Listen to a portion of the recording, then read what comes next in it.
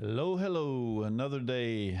So today I wanted to talk about a couple things. One is yesterday I had mentioned that we used to have a 13th Amendment that was not the Slavery Amendment. And this is something that a lot of sovereign citizens push, and there's a lot of claims out there for the fact that this was fraudulently done and so forth. And I think that with one of the people that has watched the video on Rumble, they had posted some information, so I wanted to share this. It turns out that this was not a fraudulent thing. The 13th Amendment that was barring attorneys from running for office, it actually did pass the House and Senate. It did get its 2/3 majority there. And then the states, it was around the 1812 war, and the states actually didn't all ratify it. So it ended up, and from what I understand, I'm going to read a little bit of this to you, but from what I understand, it actually ended up in a situation where we could still ratify that particular amendment if we pushed for it. We would need to get the states to ratify it because it's still on the books, and it's still a valid passed amendment that went through the House and the Senate. So it really is just a matter of the states ratifying it, and you would have this in the Constitution for the United States. So essentially, what we have here, it says the U.S. Constitution has a titles of nobility clause that prohibits the federal government from granting titles of nobility and restrictions for the government officials, essentially what we read yesterday. And it's also known as the emoluments clause.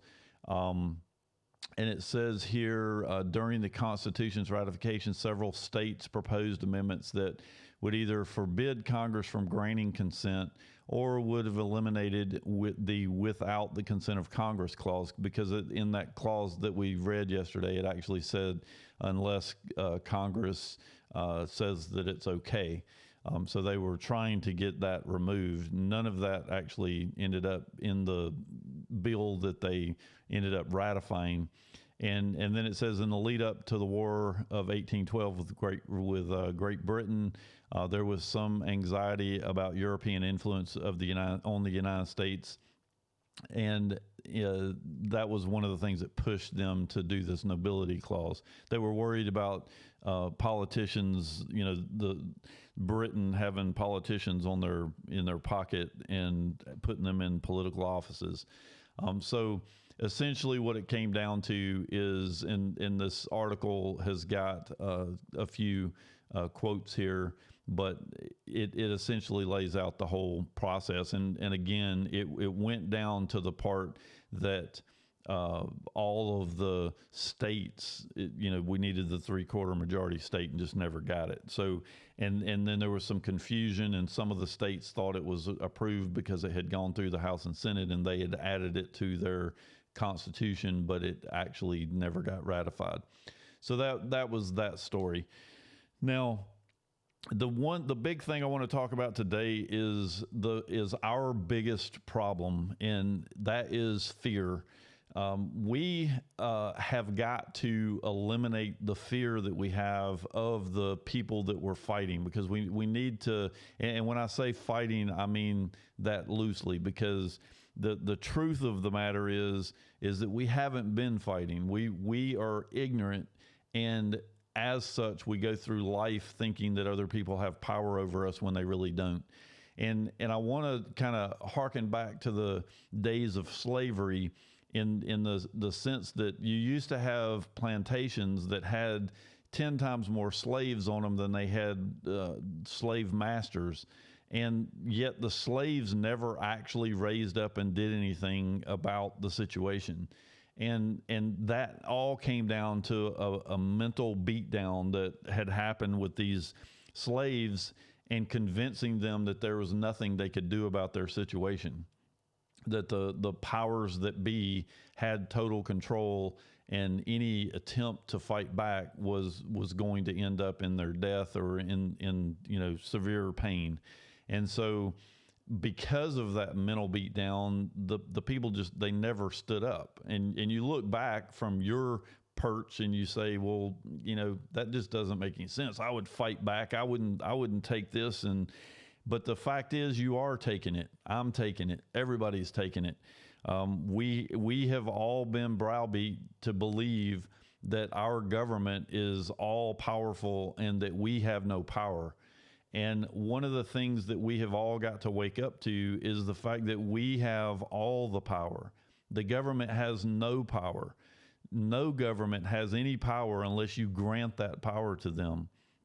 And that granting is your bowing down and being a slave. And whether you think you're tough, whether you think you're white, black, Asian, Mexican, it doesn't make any difference what your race is. If you're bowing down to the system, then you are a slave. There's just no way around it. And if you have debt in their system, you are a slave to their system. And so we've all got to start working toward getting out of debt, getting out of the situations that are allowing us to be controlled and being free. One of the things that we need to understand in this whole campaign is that of contracts. The way that they get us, the way that they control us is through contracts that most of us don't even understand. When I say the word contract, most people are going to sit here and they're going to think, well, in order for me to be in a contract, I've got to sit down with somebody and I've got to agree to the terms and conditions of that contract. And we have to have a meeting of the minds and both understand exactly what is happening. But the fact is, there's many different ways to get into a contract. One way to get in a contract is, in your opinion and mine, is completely nefarious in the sense that I could put a benefit out there. Say I built a road and I let people go down this road because it was a faster way to get to where they're going. And I had a contract for you to drive on that road. And I had all kinds of rules and regulations and all kinds of stuff just by you using that road. But I never told you that contract even existed. But by you using the road and getting a benefit out of that road, you have agreed to whatever contracts I have in the background. And that is something that happens to us on a daily basis. When you sign the signature card at your bank, you're actually agreeing to all kinds of contracts on the back. In fact, you are agreeing to a contract with the Federal Reserve, which is a private company, and you're agreeing to a contract with them that you never read and didn't even know existed. So contracts are what they use for every element of control that they're using against us. So you need to understand how these contracts work and what your obligations under these contracts are. And the only way you're going to learn that is by asking questions and by learning. And that's one of the main purposes of this podcast and of these videos that I'm putting out, is that we have got to start educating ourselves on what the legal system actually is. What is it saying? When someone says the word person, make them be specific. When a judge says person, or the opposing attorney says a person, make them define exactly what that is. Your Honor, I'm confused. When you say person, there's multiple meanings of that word. What exactly are you trying to say right now? Because questions are probably the most important part of your defense. Don't ever agree to anything. Always just keep asking questions. How does this work? Please be more specific. What you're using words that have multiple definitions. What do they mean? And starting to realize that attorneys are actually not that bright. Attorneys talk in legal jargon, and if you actually were to go look up the words that they're using most of the time when they're talking, they don't even mean anything. They're talking in circles. And if you really want to get the the gist of it, go look up words in the Black's Law Dictionary. This is a dictionary that attorneys actually use to define words that they're using in court and in their papers when they're writing papers to each other. Go look up some of these words. They actually, the word income is a perfect example. The word income uses the word reserve or return. Go look up the definition of return, and it uses the word income in its definition, along with profit and other words. Go look those up, and they actually refer back to a return. So there is no definite definition of anything with these people. And once you educate yourself and understand exactly what the game is here, it's all about confusion and keeping you under the idea that you are the slave and you have no power, that they are the ones that are controlling you and they are the ones that are giving you the ability to do what you want to do. So as an example, I want to start a business. I feel like I'm supposed to go get a business license. I'm supposed to go get an EIN number. I'm supposed to go do all kinds of things that they have set the regulations for doing. We need to take control back from all of these systems. We need to understand how these contracts are working, understand that when we go to court, we're not actually in a court. We're actually in an administrative process for a company. And so understanding how all of this stuff works is a very important thing that we've got to have. So it's really, and it's one of the reasons that the sovereign citizen movement is actually been labeled as a terrorist organization, because people go in, they get half cocked on the idea that, hey, they're treating me as a slave and they're taking advantage of me and they're screwing me and the police are involved and the military's involved, and you end up fighting the system instead of actually working to defeat the system. And the system is big, it's powerful, and it will smash you if you want to go after it by yourself. The only way we're going to take back our power is for all of us to work together and understand what we are up against. They are beating us mentally. We need to get our heads in the right spot and actually understand what is happening. How do we fight back? What are the elements? What are the tools that they're using to get control of us? So a good example is, there's a huge movement especially with the conservatives, about supporting the blue or supporting the police officers and supporting the military. People need to understand that the police officers and the military, the very first thing that both of those groups do before you can become that thing, before you can become the suit, you have to be brainwashed. You have to be beat down through boot camp to understand that your goal in life is to follow orders, to do what you're told, not to question authority. That's what they're trained to do. And so when a police officer is given the order to go arrest someone or to go, harass someone or to go do anything that they're told to do, they're going to go do it. And it's not, I guess what I'm trying to say is that we don't need to fight the police. We don't need to fight the military.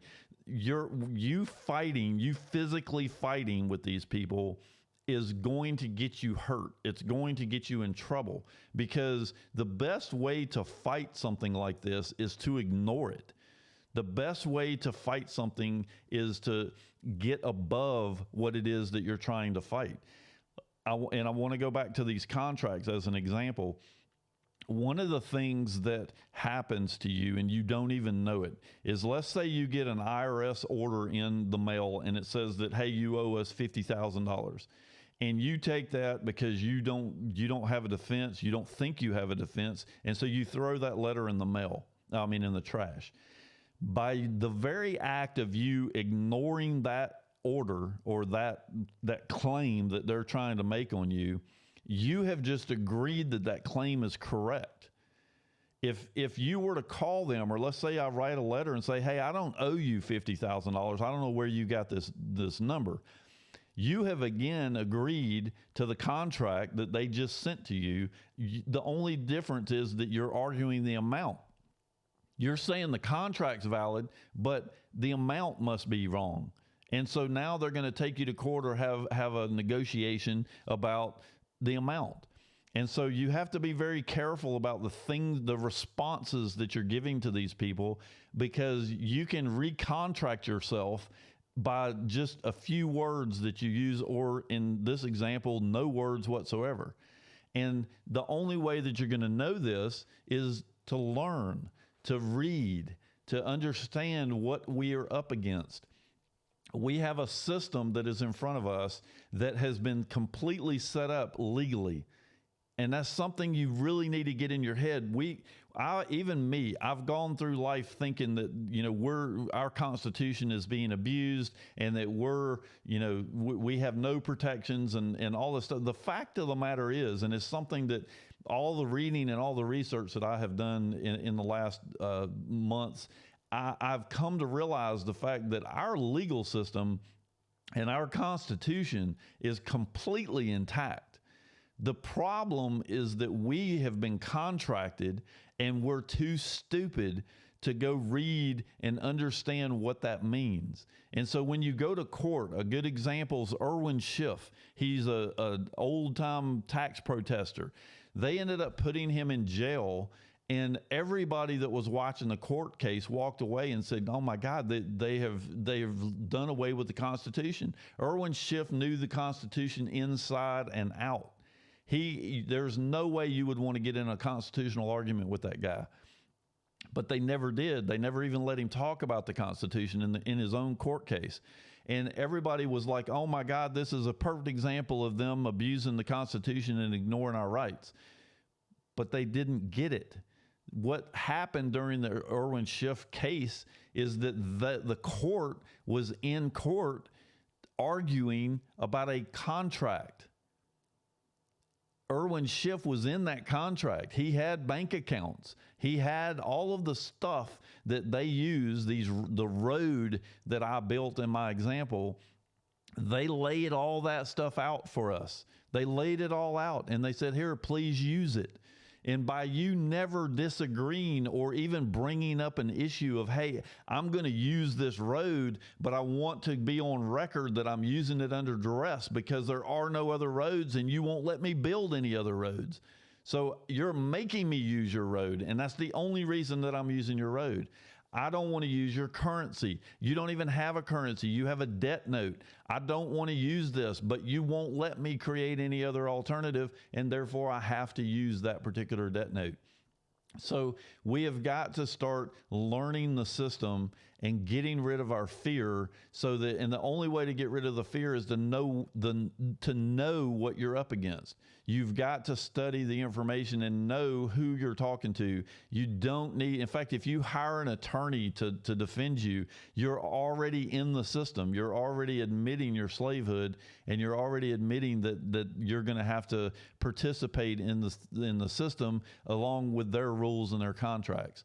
So the main point of this podcast is to make sure that you guys understand that you're never going to fix our government. You're never going to fix your own lives until you learn the rules of the system that we're actually in, because the Constitution is not what we're fighting against or fighting for. That Constitution is there to limit the federal government and the state governments for taking advantage of us in ways that we don't allow. It is not there to protect our rights. And so what ends up happening is, because of all these contracts and because of our complete and utter ignorance, again, which is what we're going to try to get through in these podcasts, that is what is making us slaves. So get over your fear, learn what the system is, and follow along with us. And we're going to try to educate everybody as best we can, because the only way we're going to get out of this is together.